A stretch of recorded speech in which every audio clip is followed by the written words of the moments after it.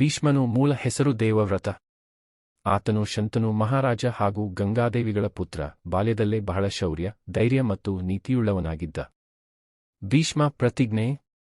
ಶಂತನು ಮಹಾರಾಜರಿಗೆ ಸತ್ಯವತಿ ಎಂಬಳ ಮೇಲೆ ಪ್ರೀತಿ ಹುಟ್ಟಿತು. ಆದರೆ ಸತ್ಯವತಿಯ ತಂದೆ, ನನ್ನ ಮಗಳ ಮಕ್ಕಳೇ ರಾಜ್ಯಕ್ಕೆ ರಾಜರಾಗಬೇಕು ಎಂದು ಷರತ್ತು ಇಟ್ಟನು. ತಂದೆಯ ಸಂತೋಷಕ್ಕಾಗಿ ದೇವವ್ರತನು ಒಂದು ಭೀಕರ ಪ್ರತಿಜ್ಞೆ ಮಾಡಿದ್ದನು. ರಾಜ್ಯದ ಹಕ್ಕನ್ನು ತ್ಯಜಿಸಿದನು. ಜೀವನ ಪೂರ್ತಿ ವಿವಾಹವಾಗದಿರಲು ಪ್ರತಿಜ್ಞೆ ಮಾಡಿದನು. ಈ ಮಹಾತ್ಯಾಗದಿಂದ ದೇವತೆಗಳು ಆಶ್ಚರ್ಯಗೊಂಡು ಅವನಿಗೆ ಇಚ್ಛಾ ಮರಣ ಎಂಬ ವರ ನೀಡಿದರು. ಅವನು ಬಯಸಿದಾಗ ಮಾತ್ರ ಮರಣ ಬರುವುದು. ಅಂದಿನಿಂದ ಅವನು ಭೀಷ್ಮ ಎಂದು ಪ್ರಸಿದ್ಧನಾದ. ಮಹಾಯೋಧ ಭೀಷ್ಮ. ಭೀಷ್ಮನು ಹಸ್ತಿನಾಪುರದ ರಕ್ಷಕನಾಗಿ ಅನೇಕ ಪೀಳಿಗೆಗಳನ್ನು ಕಾಪಾಡಿದ.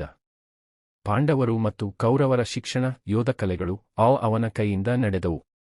ಕುರುಕ್ಷೇತ್ರ ಯುದ್ಧದಲ್ಲಿ ಪಾಂಡವರನ್ನು ಪ್ರೀತಿಸುತ್ತಿದ್ದರೂ ರಾಜ್ಯಸಿಂಹಾಸನಕ್ಕೆ ನಿಷ್ಠೆಯಿಂದ ಕೌರವರ ಪರ ಯುದ್ಧ ಮಾಡಿದನು. ಯುದ್ಧದಲ್ಲಿ ಯಾರೂ ಅವನನ್ನು ಸೋಲಿಸಲು ಸಾಧ್ಯವಾಗಲಿಲ್ಲ. ಆ ಬಳಿಕ ಶಿಖಂಡಿ ದ್ವಾರ ಅಜ್ಞಾನ ಸ್ಥಿತಿಯಲ್ಲಿ ಅರ್ಜುನ ಬಿಲ್ಲುಬಾಣಗಳಿಂದ ಅವನನ್ನು ನೆಲಕ್ಕಿಳಿಸಿದ್ದ. ಭೀಷ್ಮನು ಬಾಣಗಳ ಮಂಚದ ಮೇಲೆ ಮಲಗಿದ. ಆದರೆ ಸಾಯಲಿಲ್ಲ. ಇಚ್ಛೆ ಮರಣದಿಂದ ಉತ್ತರಾಯಣ ಸಮಯ ಬಂದ ಮೇಲೆ ಶಾಂತವಾಗಿ ದೇಹ ತ್ಯಜಿಸಿದನು. ಅಂತಿಮ ಉಪದೇಶ.